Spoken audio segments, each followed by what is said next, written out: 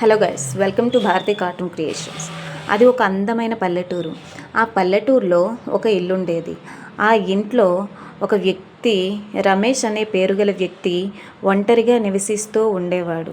అయితే అనుకోకుండా ఒకరోజు భారీ వర్షం రావడంతో రమేష్ బయటికి వెళ్తాడు.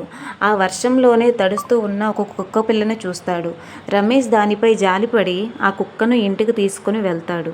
ఇంటికి తెచ్చిన తర్వాత ఆ కుక్క పిల్లకు ఆహారం ఇచ్చి దానికి స్నూపీ అని పేరు పెడతాడు. ఆ రోజు నుంచి స్నూపీ మరియు రమేష్ ఇద్దరూ కూడా ఎంతో సంతోషంగా ఉండేవాళ్ళు. రమేష్కి కుక్కకి మరియు మధ్య అనుబంధం ఎంతో బలపడింది. అయితే అనుకోకుండా ఒకరోజు అకస్మాత్తుగా రమేష్ పడిపోతాడు. ఈ విషయం తెలియని కుక్క రమేష్ను వెతుక్కుంటూ వెళ్తుంది. రమేష్ చూసిన కుక్క ఎంత లేపినా రమేష్ లేవడు. వెంటనే ఆ స్నూపీ ఈదుల్లోకి వెళ్ళి ఆ ఈదిలో మోపిడిపై వెళ్తున్న ఒక వ్యక్తిని ఆపి తన వెంటకు తీసుకువెళ్తుంది. అయితే ఆ విషయం తెలియని వ్యక్తి ఆ కుక్కను అనుసరిస్తూ వెళ్తాడు. ఆ కుక్కని అనుసరించి వెళ్తున్న వ్యక్తికి అక్కడే పడి ఉన్న రమేష్ కనిపిస్తాడు.